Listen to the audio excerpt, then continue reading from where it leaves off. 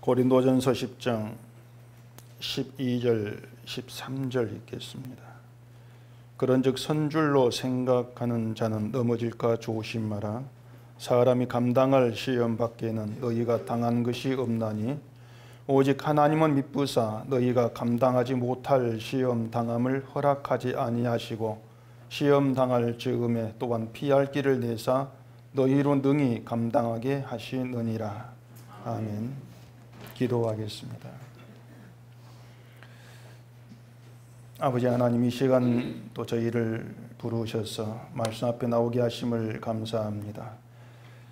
우리의 생각과 우리의 상식에서 벗어난 하나님 나라의 그 비밀의 말씀을 이 시간도 깊이 들을 수 있도록 지혜를 허락하시고, 이 말씀 안에서 우리가 신자로서 이 세상에 어떻게 머물러 살아야 될 것인가를 깊이 깨닫는 귀한 시간 되게 해주시옵소서.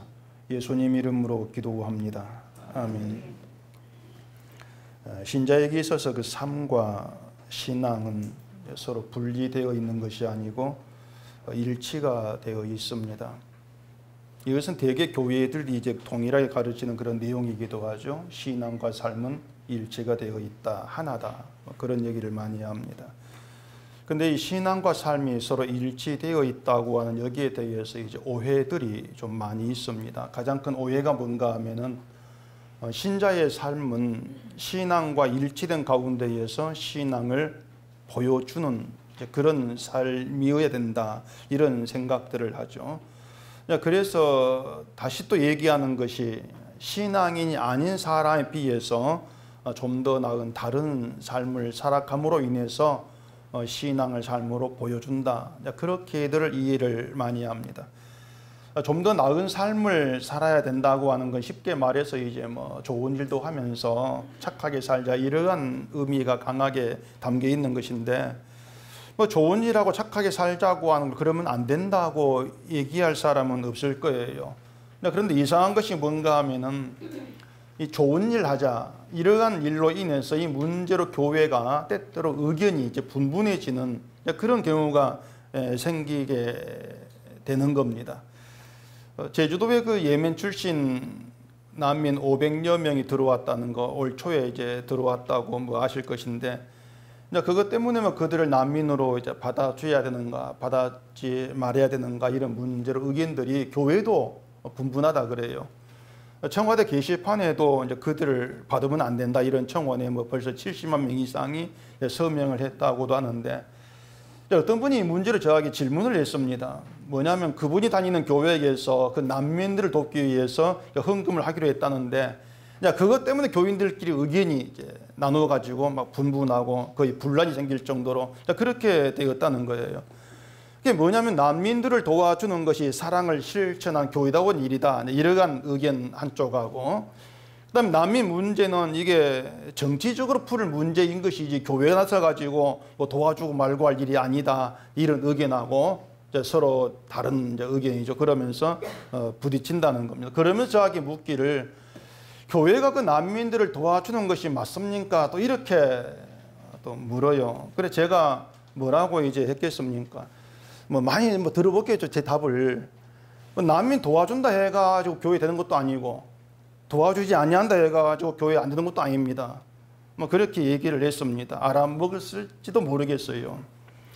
자, 그렇다면은 교회가 도와줍시다 그랬을 때에 도와주고 싶은 사람 헌금하면 되는 거예요. 그것 가지고 뭐 나뉠 이유가 없습니다. 또 그럴 마음이 없으면은 안 하면 되는 겁니다. 간단하잖아요. 그래, 간단한 문제인데 이제 이걸 가지고 뭐가 맞고 뭐가 틀리다, 이렇게 따져 들어가는 것이 이제 그게 문제가 되는 겁니다. 그럴 필요가 없는 거예요. 여기 말씀드린 것처럼 난민을 도와준다 해가지고 교회 되는 게 아니에요. 그것으로 또 안 도와준다 해가지고 교회답지 못하다, 또 이렇게 얘기할 수도 없다 그 말입니다. 내 마음에 따라서 하고 싶은 사람은 하면 되는 것이고, 안 할 사람은 안 하면 되는 것이고. 근데 사람들이 이제 그런 생각을 하는 것이 아니고요, 자꾸 어떻게 하는 게 교회다운 것이고 옳은 일이냐, 이렇게 따져간단 말입니다. 어떻게 하는 교회다운 것이냐, 교회다운 일을 좀 하려고 하는 거예요. 그래서 분란이 이제 되는 것이죠. 결국 옳다는 쪽하고 아니란 쪽하고 그렇게 갈려지게 되는 거예요. 이게 이제 뭔가 하면은 무엇이 옳은 것이고 무엇이 그른 것인가, 이러한 판단이 전혀 이제 엉뚱한 방향으로 흘러가 버리는 그런 결과가 초래되는 모습이라는 것입니다. 신자라고 하는 것은 당연히 옳고 그른 것에 대한 판단이 바르게 되어져야 됩니다. 그런데 옳고 그른 것에 대한 판단을 이것을 해야 될까 말해야 될까, 이런 행함의 여부를 가지고 이건 옳고 이건 그르고 그렇게 판단되어지게 되면 결국 분란으로 가요. 결국 의견이 나뉘면서 분열될 수밖에 없다는 겁니다. 그걸 가지고 옳고 그르다 이렇게 판단될 문제도 아닌 거예요. 그러니까 그렇게 행함의 여부에 초점을 두고 가지고 옳고 그름을 따지려고 하는 것이 결국은 이제 엉뚱한 방향으로 흘러가는 그런 결과가 돼버리는 것이죠. 우리가 보고 있는 우상제물의 문제도 이제 그런 의미라고 제가 계속 말씀을 드렸는데, 그 우상제물을 먹는 것이 옳은가 먹지 않은 것이 옳은가, 여기에 초점을 두고 어느 한쪽을 이제 옳다라고 판단되게 되어지면은 그 옳다고 판단받은 사람들은 자기가 옳은 줄로 알아요. 내가 옳은 줄로 안다는 것은 내가 저 사람보다 더 섰다, 서 있는 존재다, 서 있는 상태다, 이렇게 자기를 알아먹은다는 얘기입니다. 내가 옳아, 이것은 내가 정당하고 바른 신앙이 있냐 이런 뜻이 되는 것이거든요.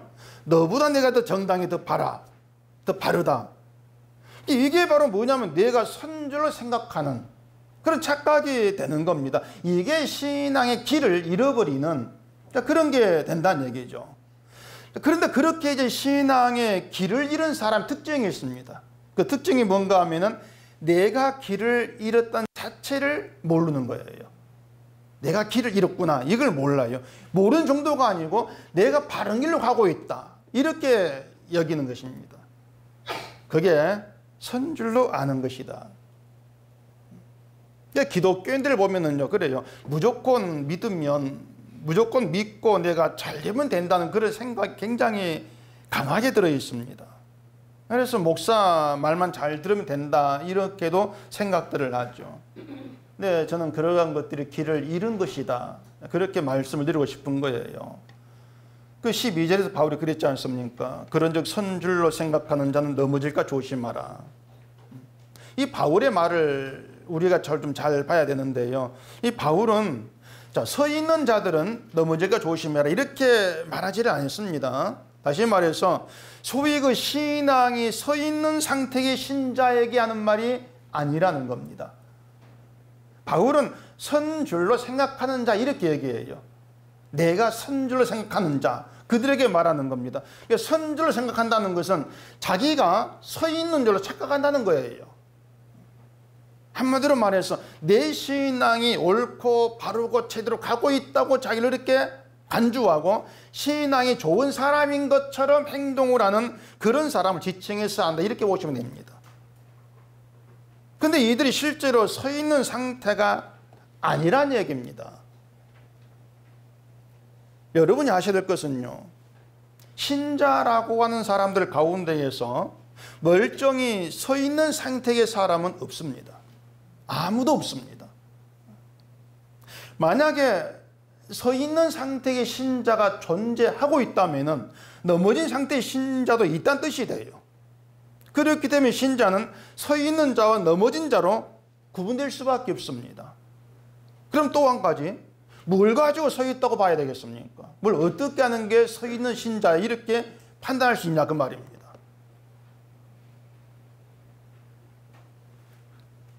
결국 신자를 선자와 넘어진 자로 이렇게 분류시키는 것 자체가 모든 사람을 죄인으로 보는 바울의 시각이 아닌 게 돼요. 그럼 말씀드린 것처럼 뭘 가지고서 서 있다고 말하려냐, 그 말이에요. 뭘 가지고. 여러분이 볼 때 제가 서 있는, 지금 서 있으니까 서 있는 신자 같습니까? 모든 사람은 넘어진 자예요. 넘어져 있어요.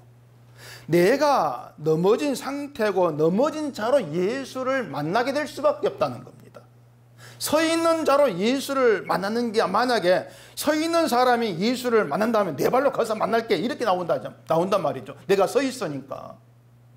넘어진 자는 내가 내 발로 못 간다는 거예요.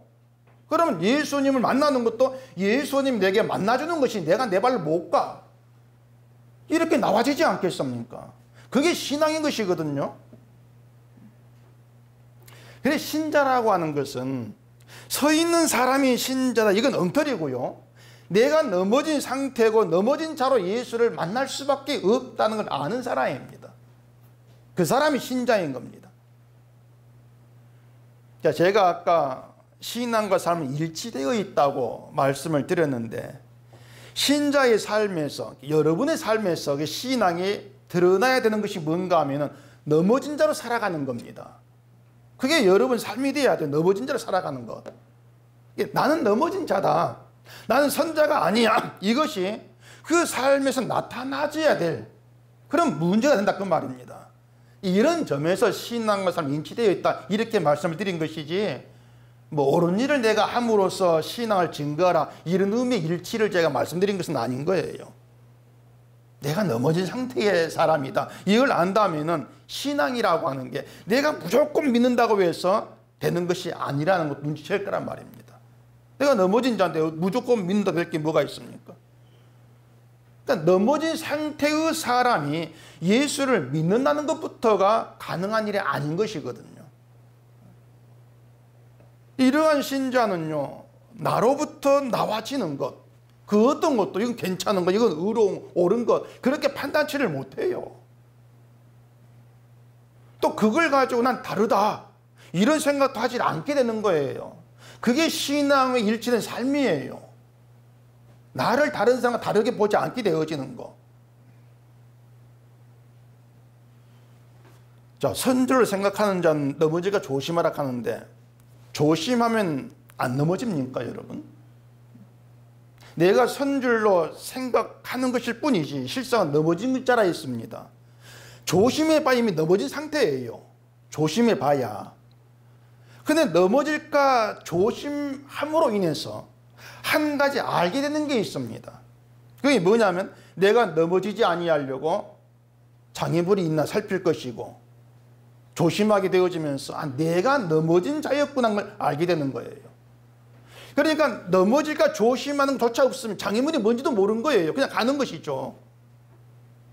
근데 넘어질까 조심한 가운데에서 장애물이 뭘까 살피고 돌아보고 그런 가운데서 내가 넘어진 상태였구나 자기를 보게 되어진다는 것입니다.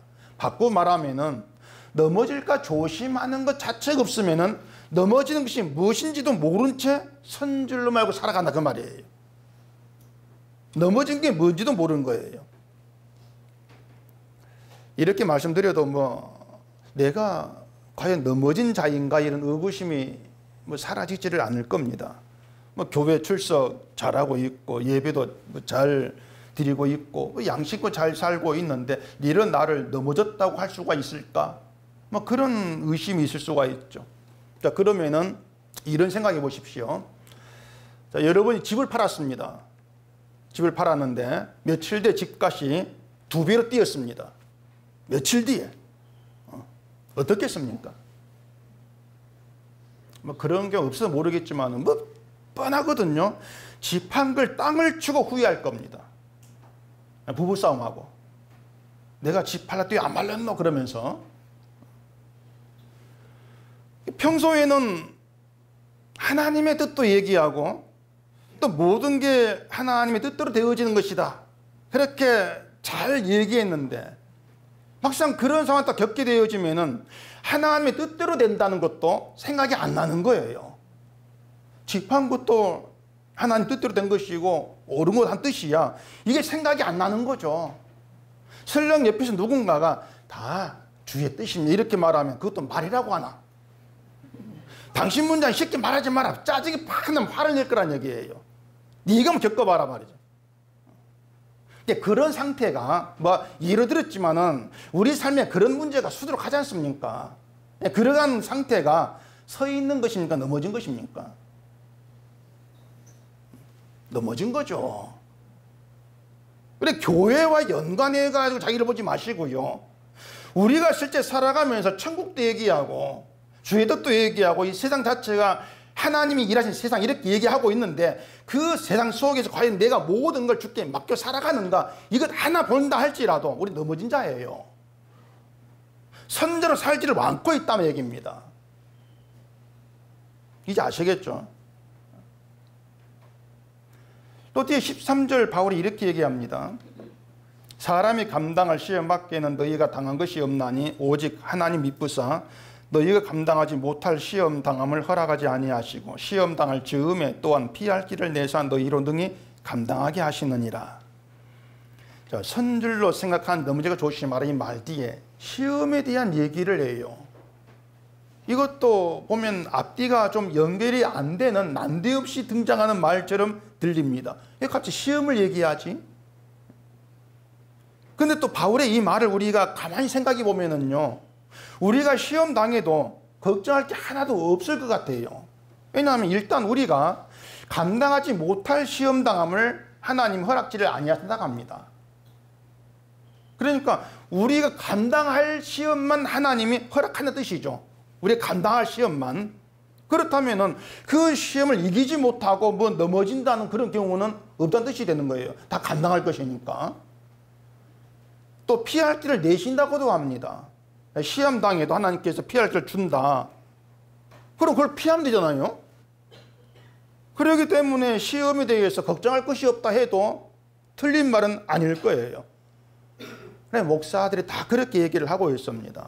시험 당해도 하나님께 기도하면은 피해 주시고 감당하게 하십니다. 기도하세요. 이런 말을 하죠. 듣기에는 뭐 참 좋은 말들이에요. 듣기에는 좋은데 또 한편 생각하면은 좀 약간 이상합니다. 왜냐면요, 어차피 감당할 시험을 주시고 또 피할 길도 주실 거라면은 굳이 그 시험을 주실 필요가 있겠냐고 하는 거예요. 감당할 시험이고 피할 길도 주실 거라면은 굳이 시험을 주실 필요가 있겠습니까? 학교 시험 보는데 정답을 다 알려줬어요. 그 시험 볼 필요 뭐 있습니까? 다 그냥 알아서 100점 매기면 될 건데. 피할 게 주실 건데 왜 시험을 주시지? 시험을 하시지? 이런 좀 이상한 생각이 좀 들 수가 있죠. 근데 제 말이 그래 맞다 일리가 있어. 감당하지 못할 시험도 아니고 피할 게 주실 것인데 왜 시험을 하지?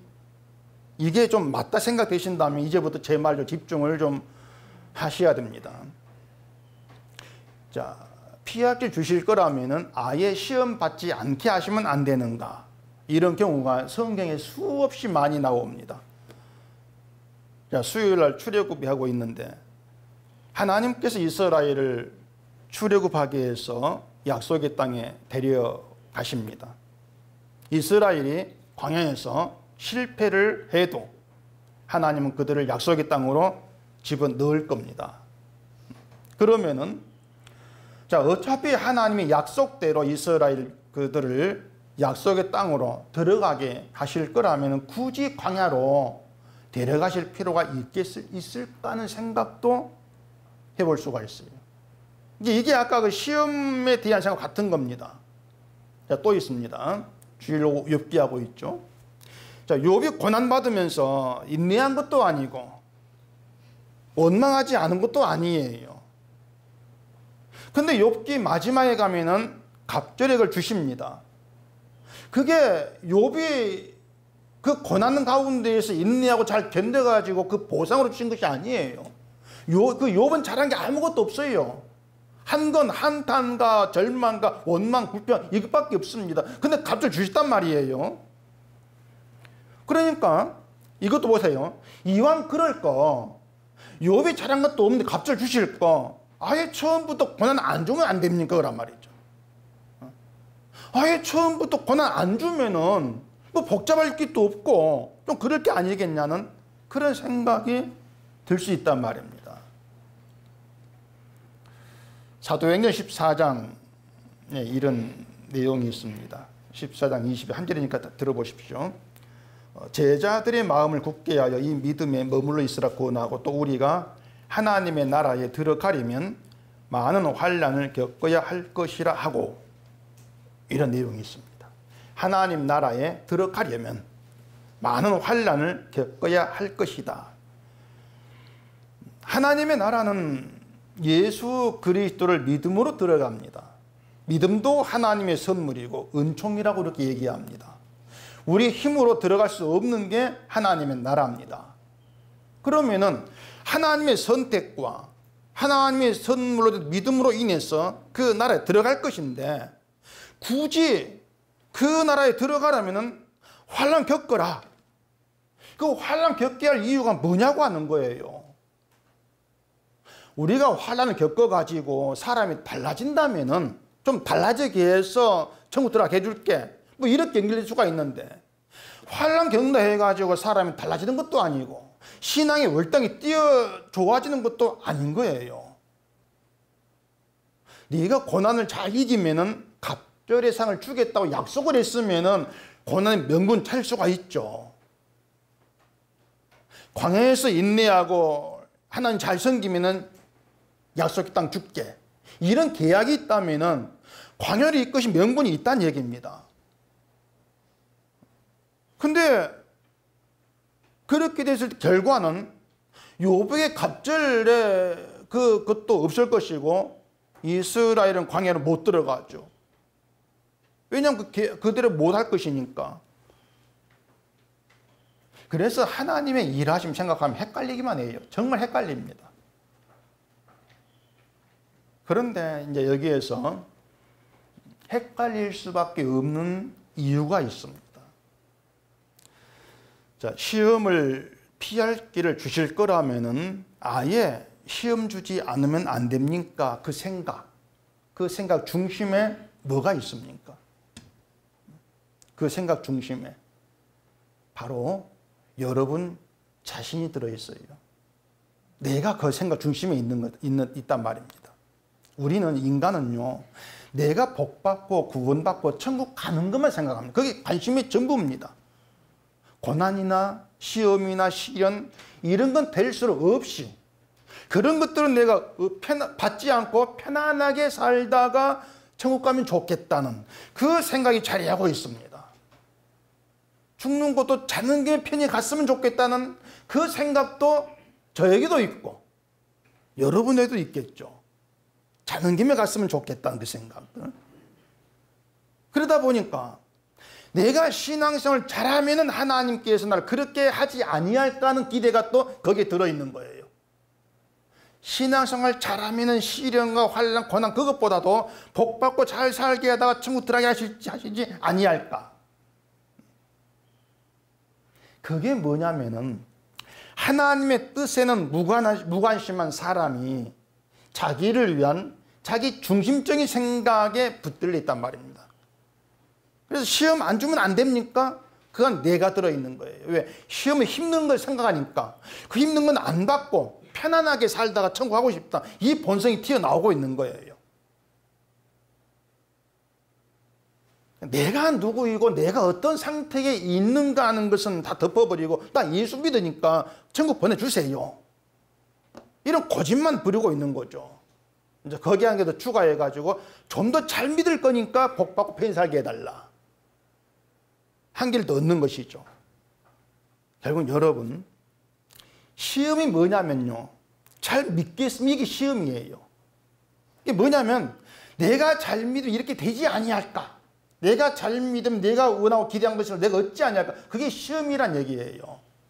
이게 마귀의 시험이고 유혹이란 얘기입니다. 인간은 선악과를 먹은 자로 태어났고 선악과를 먹은 자로 살아갑니다. 에덴 동산에서 인간이 선악과를 먹은 다음에 하나님께서 그 선악나무와 함께 있던 생명나무를 감춰버렸습니다. 감춰버리신 것은 아무도 생명나무 열매를 먹을 수가 없다는 거예요. 그 말은 선악과를 먹은 인간은 그 누구도 생명나무 열매를 못 먹는다는, 그걸 법칙으로 세워놓으신 거예요. 아무도 못 먹는다. 그 후로 이 세상은 그 법칙에 벗어나지를 못합니다. 누구도 내가 내 손 가지고 생명나무 땀 먹고 영생을 얻지를 못해요. 그게 세상 법칙이에요. 교회는 그 원칙을 기준으로 해서 하나님의 구원이 어떤 방식으로 이루어지는가를 설명한단 말입니다. 그 원칙을 기준해 가지고. 그럴 때 교회에 오게 되면 알게 되는 게 뭐가 있겠습니까? 내가 선악과 먹은 자고 생명나무가 나로 감춰져 있다면 내 손 가지고 뭘 한다 할지라도 난 생명나무에 한 발자국 또 가까이 못 간다. 이게 드러나잖아요. 그것을 고린도 교회 문제와 연결해 본다면요, 우상에 대한 지식이 있다고 해서 생명나무 가까이 갈 수 있는 것이 아니란 얘기입니다. 어떤 지식을 가진다 할지라도 그 사람이 좀 더 생명난 남들보다 한 발자국 더 가고 어떤 그런 자질이 생긴다는 것, 자질이 생기는 그런 게 아닌 거예요. 생명나무는 인간에게는 접근 금지입니다. 완전히 막 지뢰밭이 돼가지고 들어가면 폭발 죽어요. 성경을 통째로 암기해도 그 지뢰가 사라지고 그런 게 아닌 거예요. 내게 있는 모든 것으로 구지를 하고 내 몸을 불사로 내어준다 할지라도 안 되는 일입니다. 생명 자체에는.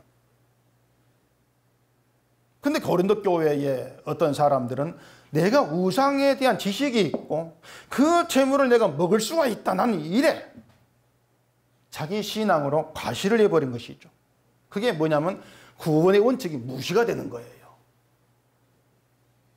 그러니까 고린도 교회의 문제는 늘 얘기했죠. 간단한 게 아니다. 우상점을 하나의 달란 거 하나의 문제가 아니고 구원의 원칙의 문제까지 따져 들어가야 될 중대한 문제로 드러나버린 거예요. 그리고 우상제물의 문제 하나를 가지고 모든 게 다 연결돼 끌려 나오고 있는 것이죠. 우리가 살아가면서 이 정도 하면 됐지 않겠습니까? 이 정도 하면 내가 신앙이 좋지, 너보다 낫지, 이런 모든 게 다 끌려 나오고 있는 거예요. 그래서 우리가 내 자신에 대해서 얘기할 수가 있는 것은요, 우리는 날마다 구원의 원칙을 무시하고 살아간다는 겁니다. 우리는 그렇게 살고 있습니다.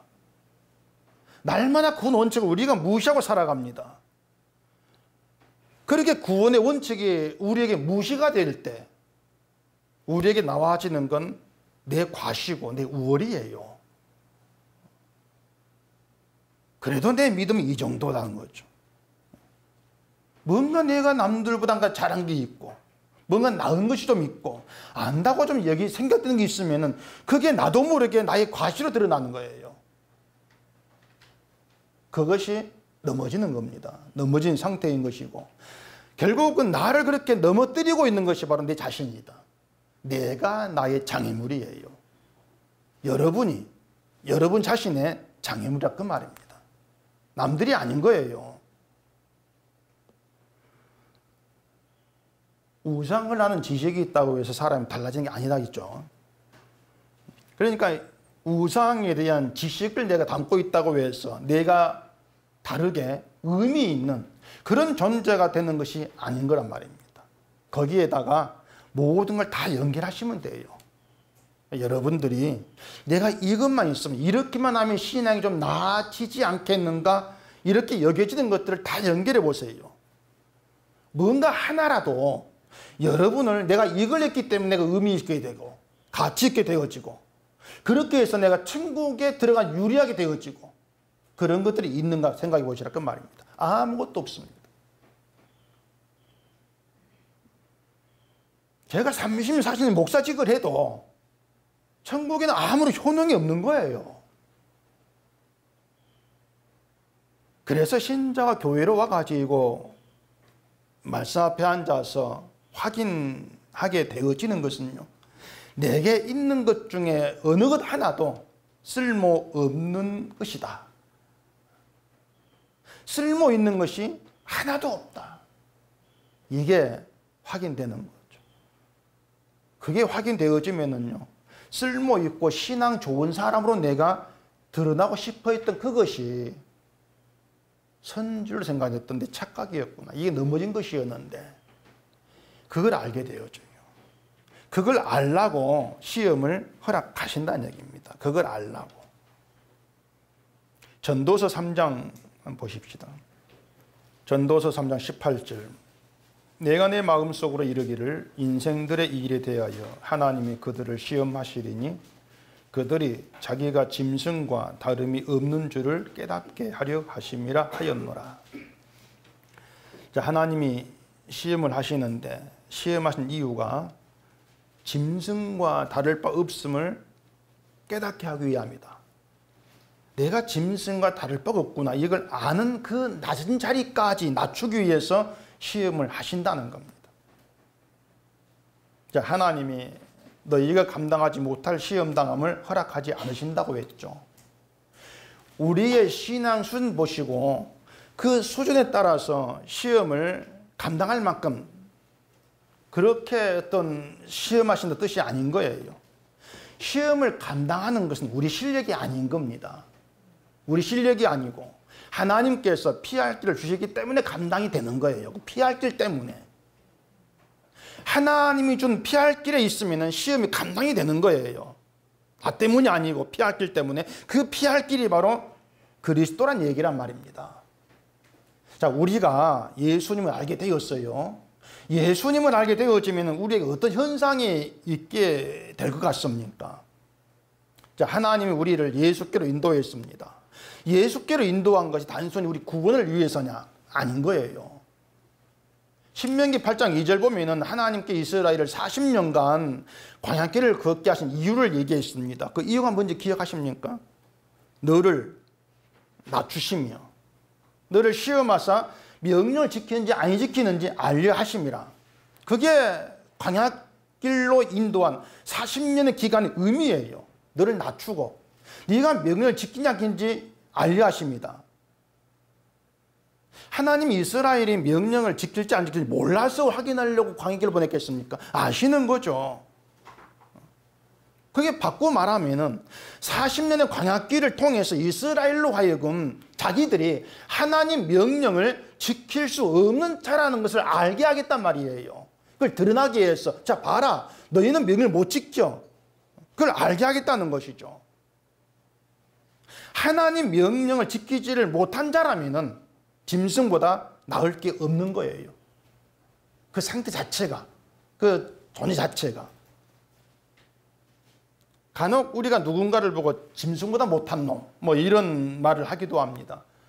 근데 그것은 그 사람의 행동을 보고 악한 행동을 했을 때, 그때 짐승은 욕을 하는 것이죠. 근데 성경은요, 행동이 악하다고 짐승보다 못하다 이렇게 한 것이 아니고 하나님 명령을 지키지 못한 자의 운명이 짐승과 똑같은 그 말입니다. 그 저주가 비참이니까 짐승보다 못해 이렇게 나오는 거예요. 명령을 못 지키는 자체가. 그걸 알게 하시는 것이 40년 광야길이었어요. 다시 말해서 난 짐승과 다를 바가 없습니다. 명령을 못 지킨 자인데 그 마음까지 낮추신다는 얘기입니다. 광야길이. 그렇게 우리를 낮추시기 위해서 예수께로 우리를 인도하신 거예요. 그러니까 예수 안에 있던 데 마음이 낮아진 것이죠. 예수님이 아니면 그 명령을 못 지키는 나 짐승보다 못합니다. 그런 고백이 있는 것이죠. 그러니까 그 예수님의 십자가 앞에서 드러나는 우리의 실상 그거예요. 하나님의 아들을 싫어하고 거부하고 죽인 자라 그 말입니다. 우리가. 명령을 거부한 자, 아들 죽인 자. 그래서 시험을 감당할 수 있는 마음 상태가 뭐냐면요, 나는 짐승과 다를 바 없습니다. 낮아진 마음. 그 마음이 시험을 감당할 수 있는 상태예요. 난 짐승보다 못합니다. 다를 바가 없습니다. 왜냐면요, 그런 마음 상태에서는요, 그 사람이 우상에 대한 지식이 있다 해도 내 신앙이 더 낫다, 우리 못 나오면 안 나옵니다. 나올 수가 없어요. 그런 마음에서는. 그게 신앙과 삶 일치되어 있는 한 예라고 생각하시면 될 거예요. 난 짐승은 못 이렇게 얘기해 놓고 난 너와 나 이게 뭐겠습니까? 앞에 다른 것이죠. 그래서 우리가 통상적으로 생각하는 실천과 의미가 다르고요, 격이 다른 삶이에요. 진짜 신앙의 그 삶이라고 하는 것은. 우리가 만들어내는 삶이 아니고 예수 안에서 나와지는 삶이에요. 이렇게 짐승보다 나을 것이 없는 우리에게 하나님께서 어떻게 하셨는가를 생각해 보시란 얘기입니다. 그냥 나에게 예수를 보냈어, 막 그렇게 간단하게 짚고 넘어갈 것이 아니고요. 짐승보다 못한 나다. 그런 나에게 하나님께서 어떻게 나를 구원하셨는가? 그 낮아진 자리에서 하나님의 구원을 찾아 들어가 보시란 얘기입니다. 짐승보다 나을 것이 없는 우리를 구원하신 것이 하나님의 은혜고 자비예요. 예수를 우리에게 보내시고 대신 죽게 하심으로써 우리 모든 죄를 용서하시고 덮어주시는 은혜와 자비하심, 그게 신앙 좋은 사람이 베풀어진 것이 아니고 짐승보다 나을 것이 없는 자에게 베풀어진 것이란 얘기입니다. 그러니까요, 짐승보다 나을 것이 없는 우리에게 하늘로부터 주어진 복이 있는 거예요. 그 복을 받고 누리고 가질 자격이 없는데 그런 우리에게 하늘로부터 주어진 복이 있다는 얘기죠. 때문에 신자는요, 하늘로부터 주어진 그 복을 가진 자로 존재를 해야 돼요. 근데 그 복을, 하늘의 그 복을 아무것도 아닌 것처럼 그렇게 보게 만드는 것이 시험이에요. 그게 유혹인 것이고요. 자, 여러분, 내게 하늘의 복이 주어진 그걸로 만족하실랍니까? 아니면 세상 복도 이왕이면 같이 원하고 싶습니까? 뭐 두말하면 잔소리고요. 우리 마음은 늘 이 세상 쪽으로 기울어져 있습니다. 늘 그래요. 잠언서 16장 32절에 뭐 잘하는 내용이 있습니다. 노하기를 더디하는 자는 용사보다 낫고 자기의 마음을 다스리는 자는 성을 빼앗는 자보다 나으니라.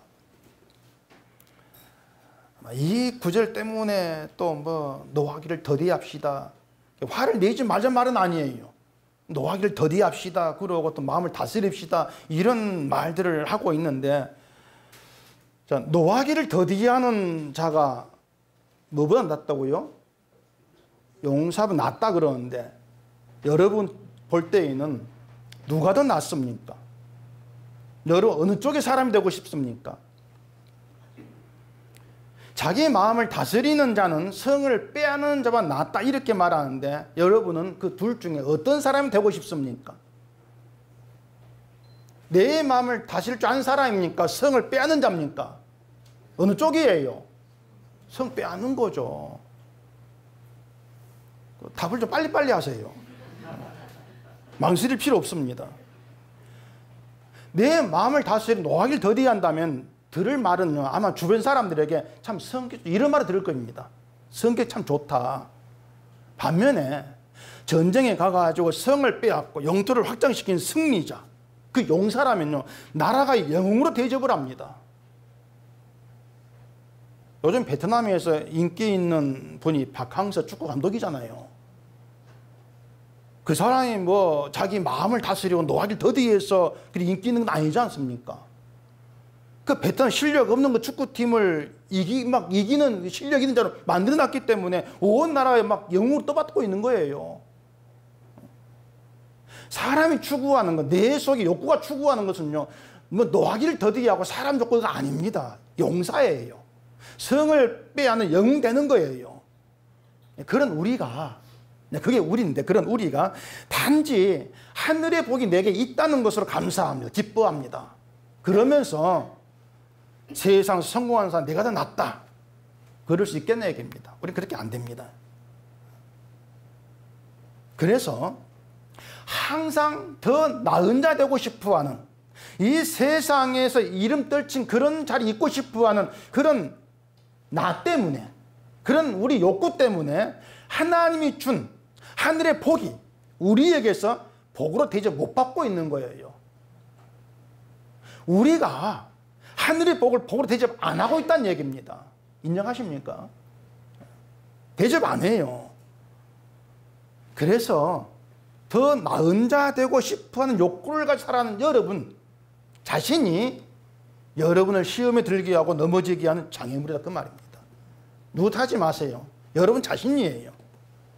따라서 시험이 있음으로 해서 내가 어떤 상태의 인간인가 알게 되는 거예요. 아, 내가 넘어진 자구나. 이런 상태구나.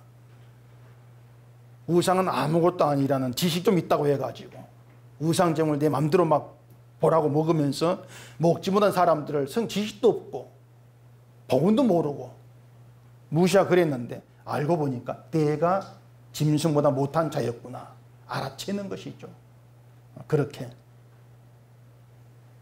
그렇게 시험으로 내가 누구인가를 알게 되는 게 시험을 감당하는 겁니다. 그게 예수님을 피할 길이다 이렇게 말할 수밖에 없는 이유가 되는 거예요. 그러니까 예수가 피할 길이라고 해서 시험을 피하게 해주는 그 뜻이 아닌 거예요. 십자가에 피 흘려서 예수로 인해서 내가 누구인가를 알게 되어지는 그것이 시험을 감당하게 되어지는 것이고 시험을 감당하게 되는 것이 그것을 피할 길로 그렇게 말씀하고 있죠. 주기도문에도 그러죠. 우리를 시험에 들게 하지 마옵시고 시험에 들지 않게 해달라는 것은요. 시험이 없게 해달라 시험에 지지 않게 해달라 뭐 이런 의미가 아니고요. 시험을 감당하게 해달라 그 말입니다. 우리가 예수님을 따르는 길에는 유혹하는 시험이 있습니다. 늘 자기 욕구를 가지고 사는 우리는 그 시험 감당치를 못해요. 내가 이렇게 하면은 좀 복받지 않은 이미 시험 든 거예요. 그 자체가. 우리는 감당치를 못해요. 예수님을 따르는 신앙의 길에 우리가 원하는 것들이 전혀 없지 않습니까? 예수님의 길에는 고난이 있고 미움받는 거 그런 것들이 있을 뿐이에요. 내 가고 싶은 길이 아닌 거예요. 예수님의 길은. 고난받고 미움받는 것보다도 더 편해지고 싶어하는 것이고 신앙 좋다 이런 말 듣고 싶었고 인정받고 싶어하는 것이 우리죠. 그게 늘 시험이 되는 거예요. 인정받고 싶어하는 거 신앙 좋은 사람 되고 싶어하는 거 이게 늘 시험이에요. 그러니까 내가 나에게 시험 내는데 그 시험을 이길 수가 없는 거죠.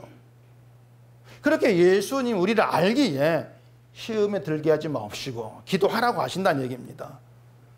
그 기도는 진리의 길에서는 예수님 외에 다른 모든 것은 쓸모없는 것들이라는 거 이걸 예수를 바라봄으로써 잊지 않게 해달라 그런 의미로 이해해도 되는 거예요. 시험에 들게 하지 말라 그것이 결국은 평생에 주만 바라보는 그런 자로 살게 주십시오. 그 의미가 담겨 있다는 얘기죠.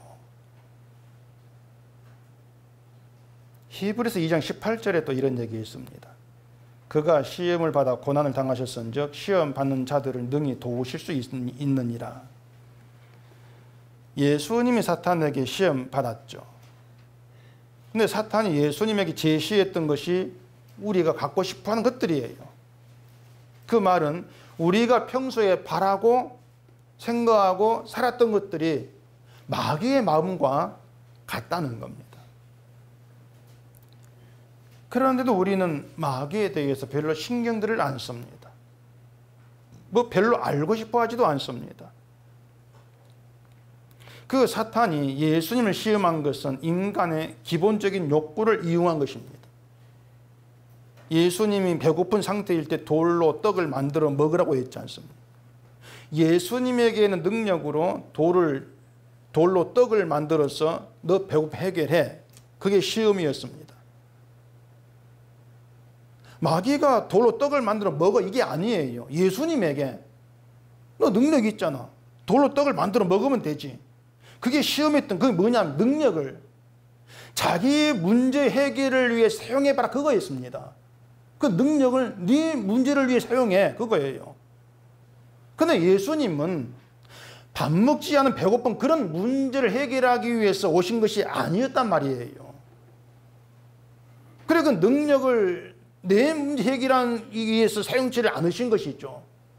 근데 우리는 어떤 신앙을, 하나님의 능력을, 은총, 사랑, 모든 것들을 내 문제 해결을 위기적 끌어당기려고 한다 그 말입니다. 그게 시험 든 거예요. 그것이 하나님이 나를 사랑하니까 그럼 내 문제 해결해 줘야지. 그게 마귀의 시험인 것이죠. 사랑은 그런 내 문제 해결한 것이 아닌데.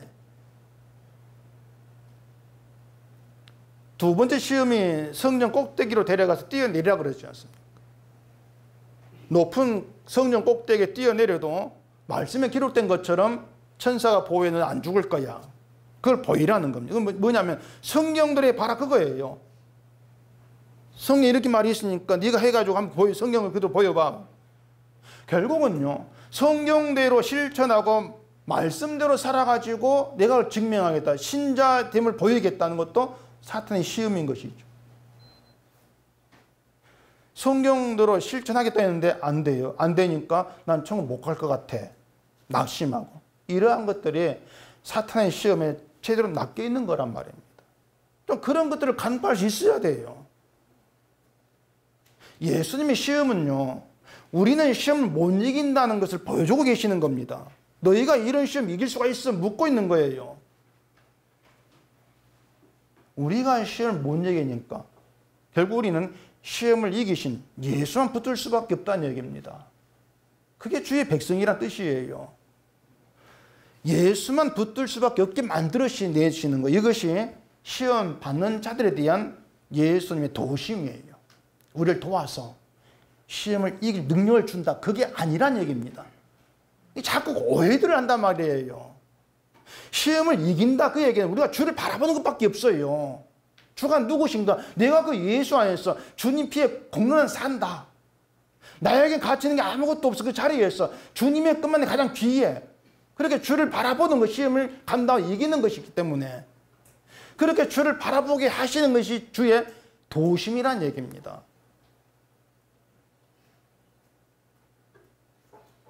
예수의 피로 이루어지고 되어진 부족함이 없는 완성의 세계에 우리를 불러내시고 그 세계 안에서 우리가 평소에 이건 가치 있고 이건 쓸모, 이건 귀하고 그렇게 소중히 여겼던 것들이 얼마나 쓸모없는 것들인가를 알게 하는 것, 그게 도우시는 것이에요. 주님이.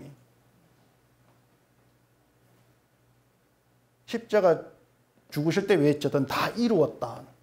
그 말씀에서 예수께서 흘리신 그 피가 나의 악함과 더러운 모든 죄를 용서하고 덮어버리는 능력이 됨을 아는 것. 그 지혜. 그 지혜로 시험을 감당하도록 만들어내시는 것. 그게 주께서 함께 하시고 동행하시고 도우시는 주의 일이 된다. 그 말입니다. 그래서 예멘 사람을 돕는 게 신자다운가 아닌가 이러한 그 생각이 시험에 든 겁니다. 그 자체가 시험인 거예요.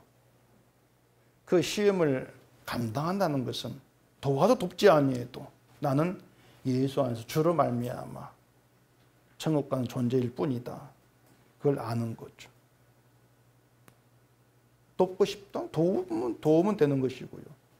도와주고 나서도 나는 여전히 넘어진 상태로 살아간다. 그걸 알면 되는 거예요. 내 거 다 내어서 구제를 한다 할지라도 난 여전히 쓸모없는 자입니다. 이걸 아는 거, 그게 중요한 거죠. 그게 신자인 거예요. 난 짐승은 나을 게 없어. 우리가 뭘 해도 그런 사실들은 달라지는 것이 없습니다. 그래서 예수 안에 있음으로 인해서 내가 달라지지 아니해도 괜찮다는 거. 얼마나 복인지 아십니까? 내가 좀 더 나아지지 않아도 괜찮다는 거. 왜? 예수 안에 있으니까. 주의 피에 공로가 나 덮고 있으니까. 그게 얼마나 좋은 건지 아세요? 신자는 감당할 수 없는 엄청난 구원의 능력 안에 붙들려 있습니다. 그게 여러분의 상태예요. 이것이 신자됨이라는 것이 희미해지지 아니한다면요. 뭐 이런 지식이 있고 저런 지식이 있고 성경을 알고 복음을 알고 뭐 이런 것들이 내가 남보다 우월하게 나와질 수 있는 근거가 못 된다는 것을 분명히 인식하고 살아갔죠. 그게 신자예요. 그래서 하나님의 구원의 세계에 들어와 있는 그런 신자로서 아무것도 정말 한 것이 없는데도 짐승보다 못한 존재임에도 불구하고 나에게 영원히 사라지지 아니할 은혜와 궁일이 주어져 있다. 그걸로 감사하고 즐거워하시기를 바라는 것이, 신자는 그런 은혜와 궁일로 하나 된 동일한 관계라는 거, 이걸 아시고 늘 함께 주를 향해 가고 주를 바라보는 그런 복됨을 같이 누릴 수 있기를 바랍니다. 기도하겠습니다. 우리 아버지 하나님, 오늘도 이 말씀 안에서 내가 어떤 상태의 존재인가를 보게 하시니 감사합니다. 우리에게 무엇이 있다 한들 그것이 나를 가치는 존재로 만들지를 못합니다. 모든 게 다 쓸모없는 것들이고 오직 예수 그리스도 안에서 은혜와 긍휼과 자비하심을 누린다는 것, 이것이 무엇에도 뺏길 수 없는 복이라는 것을 알게 하시고 오직 그 복 안에서 우리가 하나 되어서 주를 높이고 감사하는 우리 교회가 되어지도록 인도해 주시옵소서. 예수님 이름으로 기도합니다. 아멘.